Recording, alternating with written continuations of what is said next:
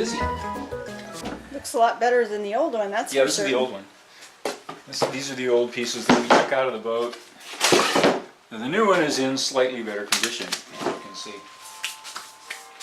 So with, actually it's got 3 coats of penetrate print clip. It has 3 coats of penetrating resin and 3 coats of paint on each side. Which means it has 6 coats of penetrating resin on the edges, because every time we put a coat on top we went over and both sides like that. And now it's So all what you're screwed saying together. is it should last a lot longer than the old one. Yeah, because these were just these were untreated and not painted or anything, and this is 43 years old. Yeah. So this should, last as long as we're going to need it to. Awesome. Well, we've suffered a this little is- bit of a delay in the weather. We didn't even say what this is.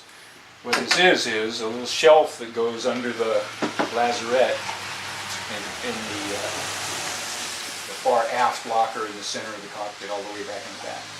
And what's that shelf for? Huh? What's the it for? It's to put stuff on. Okay. In the bottom, it just is in the bottom of the locker, because the hull comes down, that hourglass or wine glass shape comes down like that, and then down, and then the prop shaft comes back, going down like that. So there's a lot of curvature to the hull there. If you put anything in there, it'll just, so that's what this is for. So that when you open that locker, you have this flat area here. And then in front of this goes, let me show the new piece or the old piece. Here's the old piece. That's the old piece. Ah. This goes in front of it like that. And this here is for the shaft, and some hoses, some vent hoses go through here. That's what that's for. We made a new one of these. And then this piece here, hold on. This piece here is the side of the cockpit locker. Goes like this. And then this piece here anchors to that piece like this. It's like a jigsaw puzzle, isn't it? Yeah, it It's sure like a is. three-dimensional jigsaw puzzle. Anchors to that, and that forms the cockpit locker on the side. On that side. Now all the pieces for the cockpit are finished? Yep. Awesome. And the fuel tank bolts to this. So we got an email from Scott and Rhonda, who were curious about our mounting system for our fuel tank.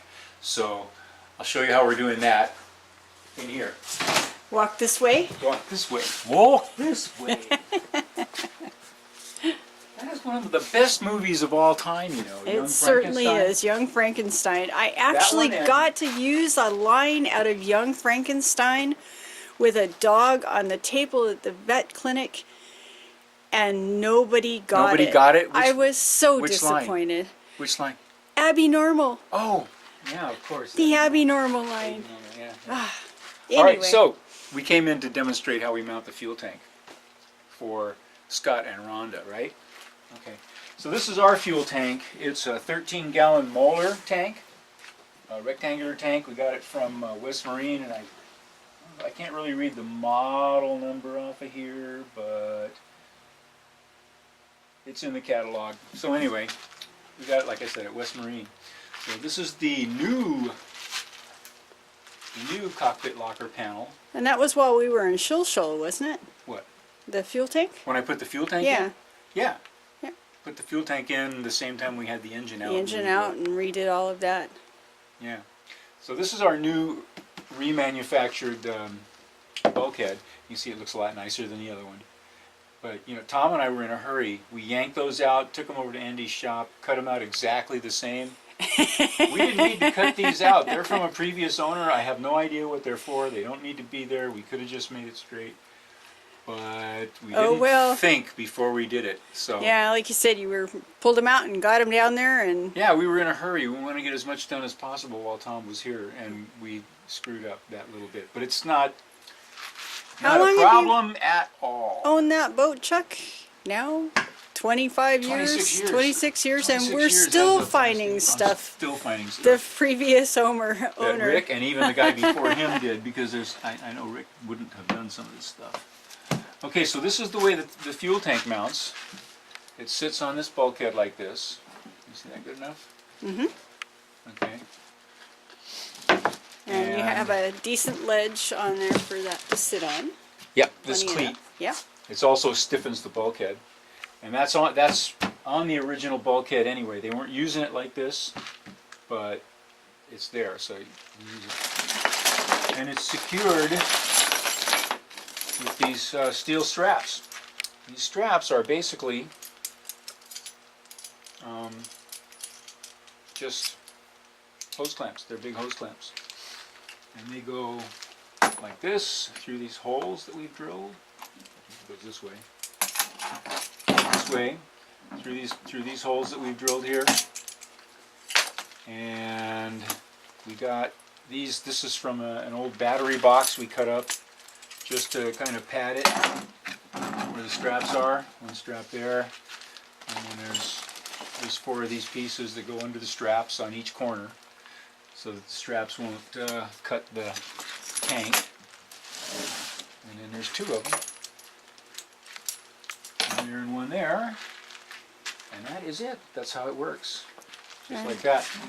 And we sailed, we went through our roughest storm with this setup on the California or the Oregon coast. Yeah. And we sailed down the coast to San Francisco and back to Hawaii, and then from Hawaii to Alaska and all over Alaska with this setup. And It never budged an inch. Budged. So It worked just fine. Yeah. And this, what we're doing now, because we're using thicker plywood and we're using thicker plywood of a better grade that's saturated with resin, it's going to be stronger, of course. So, but And this is the molar tank. certainly looks better. Yeah. Putting it into a Vega, this is the filler is smaller, so you need if you want to use the same filler, which you might as well, because otherwise then you have to fill that and make a smaller hole. Anyway, you just get a step down. I got a fiberglass step down from the marine supply store, and the new hose, chunk, no problem at all. The feed line goes from here, and you can run it through one of these holes, or just drill a hole, or there's plenty of room for it to go through over to your filter wherever that's located. And then this is the return line here, and then this one is the vent. And on a Vega, we just hooked it up to the existing vent hose. There's a vent in the combing, which is right above this, and so we just hooked it up. That's where the original vent was. We just used that, ran the hose here, cut it off instead of running it down to the fuel tank in the bilge. And we have found this to work very well. So we're going to keep it just this way, but with the new bulkhead. Now we're probably going to get a lot of suggestions. I'm Probably sure gonna there's get a lot of a suggestions. ton of I'm different sure we're gonna get a ways lot of and suggestions. ideas of how to mount it, but this is what has worked for us. This is one thing. This falls into the category: if it ain't broke, don't fix it. It works fine. And it's a big improvement over the original Vega fuel system. The tank, the original tank is down in the bilge. It's much smaller, so you have increased capacity by a good 50%, more than 50%. 50%. Another 8 or 9 gallon tank. So yeah, it's a good 50% increase in capacity. And we had twice issues with 3 times. 3 times I've had water over the top of that fuel tank. Oh, once in was the before bilge. I came along. Yeah. Yeah. And right after they put the new engine in fact. Right after they put the new engine in. Well, she almost sank it was that New time, Year's right? Eve. Anyway, it's a long story. we floated the carpets that time, and then there's been a couple of times you and I together. So what happens is when water gets up over the top of the fuel tank, it gets in through the vent or the screws, or maybe that cap isn't sealed. It's really easy to get water in the fuel, and then you got a serious problem. Yeah. So And for those not familiar with the Vega, the fuel tank, Chuck, you want to show the her fuel the tank. fuel tank? yeah, the fuel tank is right here, down in the bilge. This is the outline of the fuel tank right here. On our boat, it was plastic. Some of the earlier ones had a even smaller fuel tank up in the cockpit locker up here, and that's a good place for it. This With this tank down here, you need an electric fuel pump to pull the fuel up to the level of the engine. With the earlier setup and with this setup, the tank is above the engine, so fuel is gravity fed and you don't need that electric fuel pump. Big improvement. And just way simpler. Way simpler. Way simpler. On the other side of the cockpit locker, on the other side of the boat, on the starboard side, this is the port side, is the filter system. So we'll show that when we get to it. But right now, this is how we mount the fuel tank. And next sunny day. The next dry day. Doesn't have to be sunny. I'll settle for dry. Doesn't even have to be warm.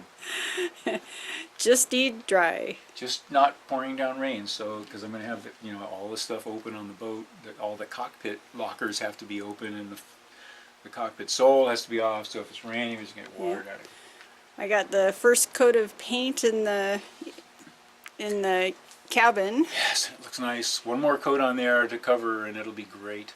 Yeah, that took a bit of prep time. I always forget how much prep time it's going to be. I know. The taping and sanding and wiping down and all of that stuff. And immediately after you did that, I mean, long enough, like overnight, the next day, you think you're going to go down there and put more paint on. Second and it's coat just on. Wet. It was soaking wet. I mean, not the paint. The paint was dry and ready to receive paint, but the air was so wet. Yeah, it's been over 90% humidity. And what is it right now in here? It's raining in here.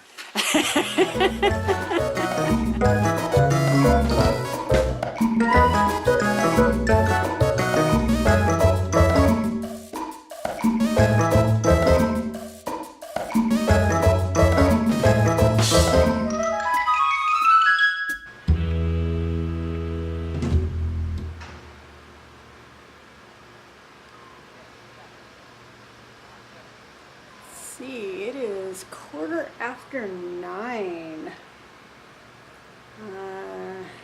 Let's see, it's July 16th? No, July 17th today. And let's see, got quite a bit done. It's getting dark in here, but I just got the paint on the interior. Looking pretty shiny, I gotta say. So I started on this, let's see, about noon o'clock. Oh my gosh, I'm tired. Alright, started on this at around noon today, starting with the sanding and masking off and all of that stuff. And first coat done. Yay.